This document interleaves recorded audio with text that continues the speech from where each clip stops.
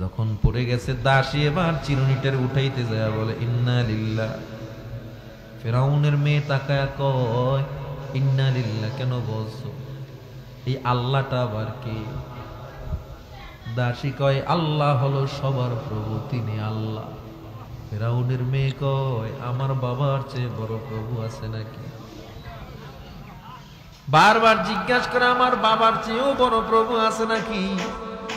দাসী বলে ও ফেরাউন কন্যা, তোমার বাবার চেয়েও শুধু না, আমি এমন এক আল্লাহর নাম নিয়েছি যিনি আসমান চালায়, যিনি জমিন চালায়, যিনি বাতাস প্রবাহিত করে।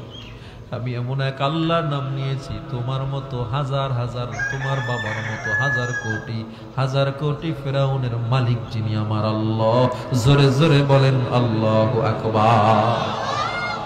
মেয়েটা দৌড়ে বাবার কাছে যায়, ফেরাউনকে ডেকে বলে বাবা, ঘরের ওই দাসী আল্লাহ নামে একজনের নাম নিয়েছে, তিনি নাকি সবার বড় প্রভু। ফেরাউন তো ভালো করে জানে, কারণ দিনে যদিও আল্লাহর বিরোধিতা করে, রাত্রে তাহাজ্জুদ করে আল্লাহর কাছে বলে আল্লাহ আমি আখিরাত চাই না, আমারে দুনিয়া দাও। আল্লাহ কয় যা তোরে দুনিয়া দিলাম।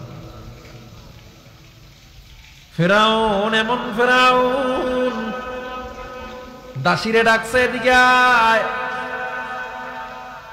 দাসীকে ডেকে বলে তুই নাকি আল্লাহর নাম জবানে নিয়েছো আমার রাজ্যে থাকিয়া।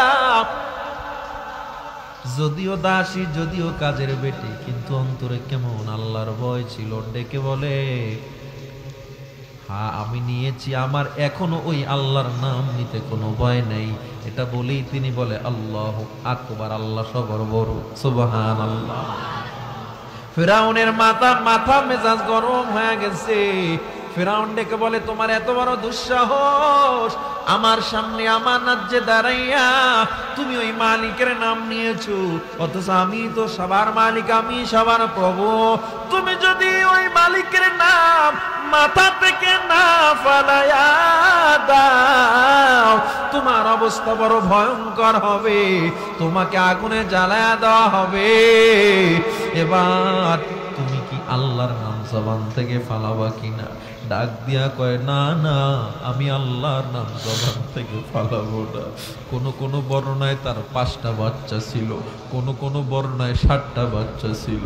এই বাচ্চাগুলোরে তার সামনে বেঁধে মাকে উলঙ্গ করে বেলেট দিয়া মায়ের গায়ের চামড়াগুলো খুলতেছে, বাচ্চাগুলো হাউমাউ করে চিল্লায়, বাচ্চাগুলো কান্দে। একটা ছোট দুধের বাচ্চা ছিল, দুধের বাচ্চাটা দৌড়ে আইসা মায়ের দুধ পান করা শুরু করছে, দাসীর দুধ পান করতেছে।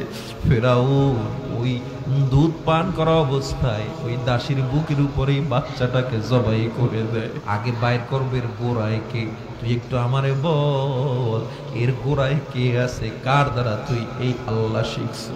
ওই শহীদের সময় ডাক দিয়া কই তোমার ঘরের স্ত্রী আসিয়া থেকে আমি আল্লাহর পরিচয় পেয়েছি। ফেরাউনের মেজাজ আরো গরম, হায় হায় আমার ঘরে আমার শত্রু, উজরি ডাক দিয়া আপনার ইজ্জত, আপনার খোদাই বাদশাহী শেষ হয়ে যাবে। তাড়াতাড়ি আসিয়ারে থামান, আসিয়ারে থামান, ঘরের বিবি যদি আপনাকে না শুনে আপনার কোনো কিন্তু খোদাই থাকবে না। আসিয়াকে কামরার ভিতরে ডেকে দেয়, আসিয়া আমি কি শুনলাম? ওই দাসী বলতেছে তুমি নাকি তার আল্লাহর পরিচয় শিখাইছো। ফেরাউনের বিবি আসিয়া ডেকে বলে হ্যাঁ স্বামী আমার, আমি আল্লাহর পরিচয় শিখাইছি, কারণ তুমি আল্লাহ না, তুমি খোদা না, খোদা হলো তিনি যিনি আমাকে তোমাকে সৃষ্টি করেছে।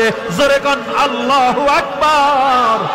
ফেরাউনের মেজাজ গরম, আসিয়া তুমি যদি এই আল্লাহকে অস্বীকার না করো, তোমাকে কিন্তু এই মেয়ের ওই দাসীর মতো অবস্থা করব। আসিয়া চোখের পানি ছেড়ে কান্না করে আর বলে স্বামী গো, এই জীবনে আপনার কাছে আমি কিছুই চাই না, আজকে আপনি আমারে মেরে ফেলেন আর যা করেন, আমি বিনয়ের সাথে বলতেছি, আমি বিনয়ের সাথে বলতেছি, আমি আপনাকে খোদা বলে মানতে পারবো না। ফেরাউন এবার সবার সামনে আসিয়ারে নিয়ে গেছে, পুরা মজলিসের মধ্যে নিজের স্ত্রীকে উলঙ্গ করে ফেলছে।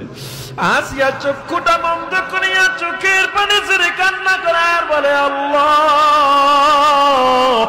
আমি তোমার জন্য, তোমার রাস্তায় শহীদ হওয়ার জন্য অপেক্ষায়।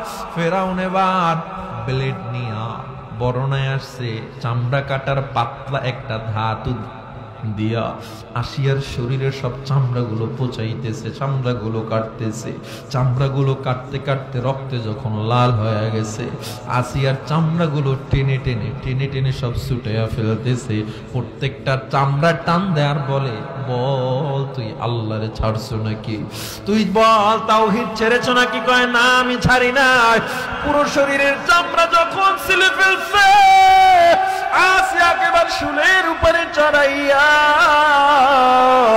আসিয়াকে শুলের উপরে বসাইয়া বলে, লাশ সুযোগ বল, তুই কি চাও আমি ফেরাউন খোদা হব? এটা তুই মানো কি না, নাকি তোর আল্লাহরই মানো? আল্লাহরই মানি।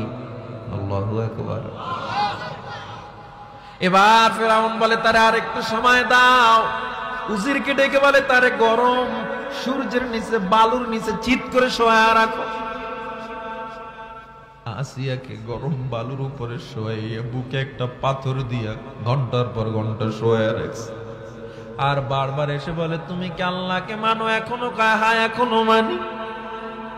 ঘন্টার পর ঘন্টা রোদের ভিতরে শোয়াইয়া, গায়ে চামড়া নাই, সুরের উপরে যখন বসাইয়া বলে, এবার তুমি বলো, এত কষ্ট দিছি, তুমি আমাকে খোদা বইল মানো নাকি?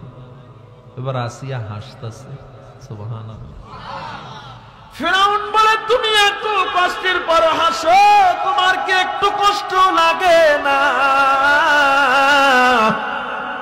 এত কষ্ট দিলাম, এরপর তুমি হাসতেছো কেন? আসিয়া বলে, কারণ আমি একটু পরে আমার রবের দিদার পেয়ে যাব, এই জন্য খুশিতে হাসতেছি। আমি এতক্ষণ অপেক্ষা করেছি আমার রবের দিদার কখন হবে। আমি এখন বুঝতেছি আমার রবের দিদার আমি একটু পরেই পেয়ে যাবো, এই জন্য আমি অপেক্ষা করতেছি। আসিয়াকে শহীদ করে দেওয়া হয়।